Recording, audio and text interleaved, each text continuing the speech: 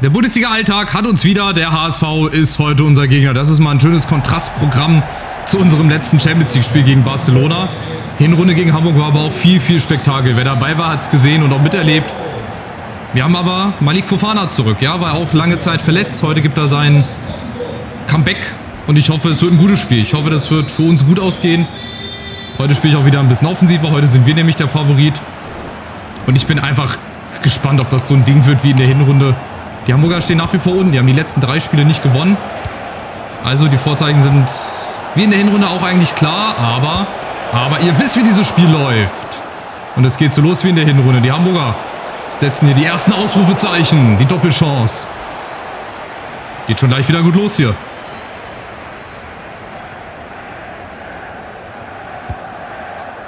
Der Eckball kommt. Koopmann ist dazwischen. Da ist Malik Fofana wieder zum ersten Mal. Der hat auch gefehlt mit seinem Speed, mit seiner Technik. Und wir können sogar umschalten. Aus dem Eckball des Gegners. Koopmanners, der macht sich auch mal nach vorne gegen Poreba. Koopmanners, warum nicht? Ah, der ist aber nicht schnell genug. Und kriegt diesen Bogen leider nicht. Schade, das wäre eine gute Chance gewesen. Da hätte er durchsprinten können, wenn es denn funktioniert hätte. Geht schon wieder heiß her hier. Nicht mal 10 Minuten gespielt. Schon 2 gute Möglichkeiten. Für uns hätte es eine Möglichkeit geben können. Ekitike schießt uns jetzt vielleicht gleich in Führung. Der macht nämlich seinerseits mal einen Durchbruch. Und der rauscht knapp am kurzen Pfosten vorbei. Wer hier mit den Augen blinzelt, der verpasst einfach so viel. Ich kann es nur immer wieder sagen.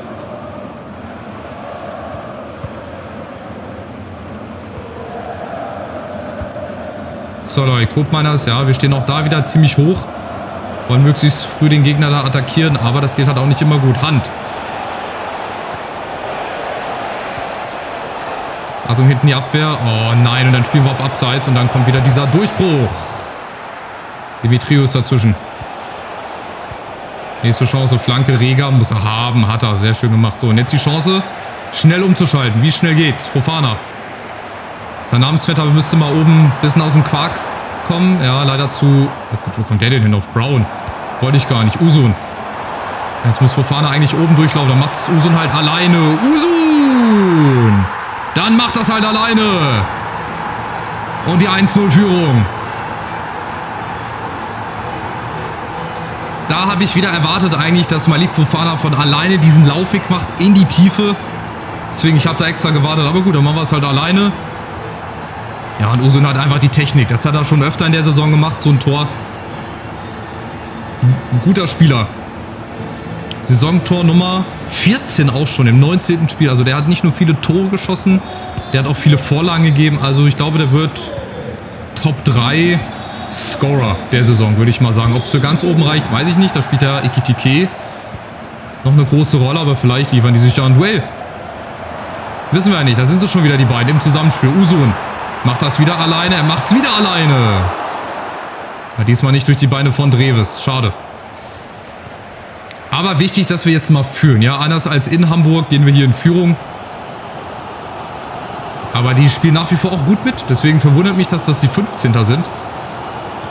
Und nicht ein bisschen weiter oben stehen. Aber gut, ist auch erst Spieltag 19. Rückrunde hat gerade erst begonnen. Fofana. Oh nein, der sollte auf Ekitike. Ist doch logisch, wenn der näher steht, dass der dahin soll und nicht zu den weiter entfernten. Das ist zu einfach. Ey. Wir gehen da mit 2 Leuten drauf. Und da reicht so ein simpler Hackenball, um uns dann auszuspielen. Vor Licky. Achtung. Brown ist aber da. Sehr schön. Anders als gegen Jamal gewinnt er mal einen Zweikampf. Das war auch im letzten Spiel sehr wild zu sehen. Und die nächste Chance. Fofana. Ekitike. 1 gegen 1 gegen Perry. Macht es besser als Usun. Aus dem Winkel. Und er macht's besser. Und macht auch sein Tor. 2-0.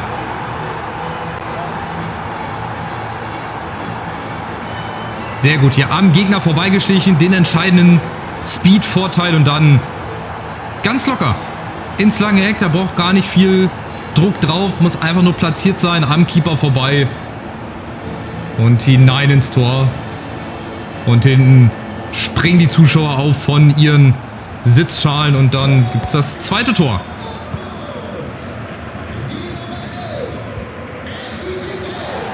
Aber auch das, ihr habt es in der Hinrunde gesehen, wir haben 3-0 aufgeholt und die Gegner, die können das genauso gut. Wenn wir die hier rankommen lassen auf 2-1, dann wisst ihr ja, wie so ein Spiel auch manchmal läuft. Aber es sieht jetzt richtig gut aus. Wir scheinen uns in so einen kleinen Rausch zu spielen. Ekitike.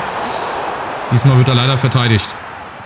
Es geht auch da nicht immer so leicht und so, wie wir es gerne haben wollen. Fofana, ja, gewinnt den Zweikampf. Egal, hat uns auch wieder ein paar Sekunden gebracht, vorne ins Pressing zu gehen, auf den Keeper drauf. Das klappt halt, wie gesagt, ganz, ganz selten, dass der dann auch mal wirklich bei uns landet. So, und Brown muss wieder mit nach hinten, der fehlt.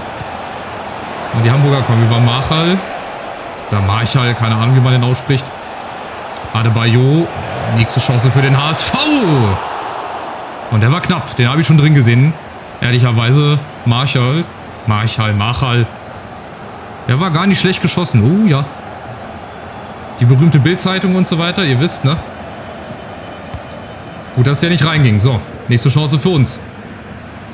Und Fofana, ja, braucht Usun auch zu lange. Ein gutes Beispiel wieder, sich schneller vom Ball zu trennen, weil wir dann einfach ganz andere Möglichkeiten haben. Hier, Koopmeiners, der zeigt den jungen Wilden mal, wie es geht. Fofana, Ekitike. Macht er alleine, muss er machen, gegen 1, 2, 3 Leute. Es ist keiner da und dann weiß die Verteidigung auch immer, was du machst.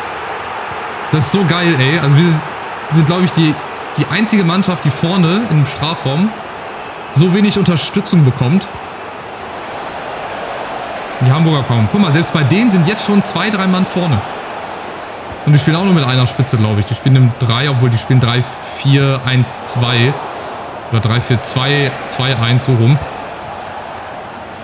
Das heißt, sie haben auf jeden Fall immer 3 Leute vorne. So, Nachspielzeit läuft. Letzter Angriff wahrscheinlich. Fofana gegen Van Dijk. Jungspund gegen Jungspund. Jetzt einmal kreuzen. Ja, und der Weg für Usun ist frei zum 3:0. Schade. Aber es gibt auch noch den Eckball. Chance aufs 3:0 lebt also. Wenn jetzt so gute Ecke kommt, die kommt. Oh, Koch, wer kriegt den Ball? Adingra, Usun. Koch nochmal nach außen, guckt man das. Unten steht Ekitike, der muss sich hochschrauben. Und dann ist es fast noch ein Eigentor des HSV. Also 2:0. Gut, dass es zu 0 steht. Also die Hamburger hätten auch schon ein Tor machen können. So ist es nicht. Ich muss mal kurz was gucken, ob ich nicht was umstellen kann, dass wir vorne auch in der Formation ein bisschen mehr Präsenz haben. So, ich habe ja hier Balance. Da könnte ich auch auf Konter spielen. Da stehen wir ein bisschen defensiver und schalten dann schneller um. Das könnte ich zum Beispiel mal versuchen. Vielleicht nicht so hoch zu stehen. Vielleicht mal den Wert auf 60 zu stellen. Ich probiere es einfach mal. Und vorne, da müsste hier eigentlich Schattensturm-Profi hin, dass er mit in den Strafraum reingeht. Da müsste ich auch eigentlich Schattensturm-Profi machen. Ich probiere das mal, dass wir halt ein paar mehr Leute vorne sind. Schwerpunkt halt, klar, der Angriff. Die bleiben also vorne. Der bleibt auch vorne. Und der bleibt auch vorne. Also bleiben eigentlich alle Leute vorne. Dann mache ich mal Knipser-Profi. Absicherung ist ja okay, aber vielleicht nicht. Obwohl, warte mal, beide Absicherungen? Nee, egal. Also, ich lasse es jetzt mal so. Vorne die 2 Außen kriegen Schattensturm-Profi oder die 3 Schattensturm-Profi, die unterstützen also Ekitike. Und da müssten ja auch eigentlich ein paar mehr Leute im Strafraum sein, oder? Ist jetzt die Hoffnung. Wir gucken mal, ob es dann auch so wird. Usun ist da. Oh, Ekitike hätte vorne den Ball wieder bekommen. Jetzt weiterhin fokussiert bleiben. Zweite Halbzeit genauso spielen und dann gibt es hier den nächsten Sieg in der Bundesliga. So, aber Achtung, die Hamburger, die kommen und das ist kein Abseits. Marchal mit der großen Chance und der ist jetzt drin. Und die Aufholjagd hat begonnen. Die große Aufholjagd des HSV. Weil wir hinten es einfach nicht gut verteidigt kriegen. Fehler ganz abstellen geht nicht. Wir müssen sie minimieren. Und es gibt ja auch immer noch einen Gegner, der mitspielt. Aber mal gucken, vielleicht jetzt wir direkt nach dem Anstoß. Koopmeiners auf Usun. Das ist kein Abseits. Oh, und dann so kläglich mit links. Ich weiß, das ist ein schwächerer. Aber auch den musst du mit links besser aufs Tor kriegen. Da kriegt er den nicht ganz gut mit. Obwohl eigentlich schon. Der war eigentlich gut mitgenommen.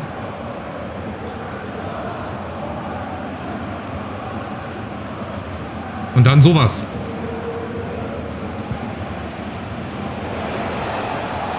Ja, was macht das jetzt mit dem HSV? Was macht das auch mit unserem Spiel? Was macht das mit unserer Verteidigung? Reger ist dazwischen, schön gemacht. Aber natürlich, die wissen immer, was man macht. Jetzt wieder 50-50 Entscheidung. Pass zurück. Achtung! Und der Schuss von Adebayo an die Latte. Der HSV bleibt dran. Vorlicki. Auch aus Spitzenwinkel. Ne, den kriegt er da nicht hin. Koopmeiners. Santos. Ja, ganz souverän. Brasilianer. Der hat die Technik. Der muss die Technik haben. Wie gesagt, ist Brasilianer. Und jetzt der nächste Angriff. Usun. Gegen Van Dijk. Der kann den nicht aufhalten. Ekitike. Ja, der braucht zu lange. Die nächste Chance. Jetzt wird es ein offenes Spiel, glaube ich. Jetzt geht es hin und her. Weil auch die Hamburger müssen. Usun.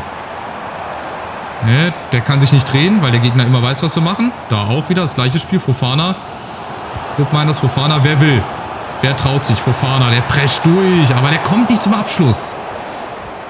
Ja, es fehlt momentan nicht viel. Es ist auch sehr schwer momentan. Schwerfällig will ich gar nicht sagen. Das ist der falsche Begriff. Aber es ist ein Spiel auf Messerschneide. Ich will es mal so formulieren. Weil die Hamburger halt immer hier zum Ausgleich kommen können in jeder Situation, aber auch wir. Wir können jederzeit auf 3 einstellen, aber wir machen es nicht. Noch nicht. Fofana. Ja, auch das klappt nicht, weil die auch da immer wieder wissen, was man macht. Wow. Ja, so muss ich auf 4-4-2 stellen wieder, ne? Wie in der Hinrunde. Dann gibt es vielleicht nochmal 3 Tore. Vielleicht lassen ja auch die Kräfte irgendwann nach. Das war ja im Hinspiel auch so, in der Hinrunde, dass dann der HSV auch irgendwann ja, keine Kraft mehr hatte. Und dann nur hinterhergelaufen ist. Aber ein 2-1, das ist schon ziemlich dürftig. Aber egal, wenn am Ende 3 Punkte bei rumkommen, da kräht, wie sagt man so schön, da kräht kein Hahn mehr nach. Und die Hamburger können sich den Ball ja auch selber reinhauen, aber vorne, das Pressing klappt nicht. Wir sind zwar vorne mit 4 Mann jetzt drauf, ist ja schön und gut, aber wir kriegen es nicht hin. Wir kriegen die Balleroberung nicht hin. Salai. Vorlicki. Wieder Salai. Achtung. Oh nein, Koch. Oh, Demetrio. Zu einfacher und zu schneller Ballverlust und Santos. Ja, ein Glück. Also, es muss hier was passieren. Es ist noch nicht entschieden und die Hamburger, die stehen an der Grenze zum Ausgleich. Würde ich schon beinahe sagen. So, wir machen hier mal Skiri rein. Vorne Duro. Hier Paxton Aronson. Und ja, das war's. Die anderen lassen wir mal. Dyer kommt beim HSV für Hand. Und jetzt kommt Machal. Mit dem Eckball. Oh, an den ersten Pfosten. Ja, wir kriegen den auch nicht verteidigt. Das ist ganz, ganz schwer. Wir spielen, wie gesagt, nicht jeden. Gleich gegen die Wand. Ja, nur weil sie unten drin stehen, so wie der HSV. Aber wir haben jetzt den Platz und den nutzen wir hoffentlich. Aronson und Duro. Wieder das glückliche Händchen des Trainers. Die beiden neuen Eingewechselten beruhigen das Ganze hier vorerst. 3-1. Und auch für Paxton Aronson freut mich das. Der ist ja zurzeit noch in echt verliehen nach Utrecht in der niederländischen Liga. Der kommt dann im Sommer auch zur Eintracht zurück. Da hoffe ich auch, dass er dann so stark ausspielt. Und dann geht es doch so schnell. Ja, 1, 2 Kontakte, Station, ein Doppelpass und die ganze Abwehr ist ausgehebelt, weil der HSV, denke ich, jetzt auch ein bisschen mehr riskiert. Spielt nach wie vor die Dreierkette, aber vielleicht jetzt eine andere Dreierkette. 3-4-3.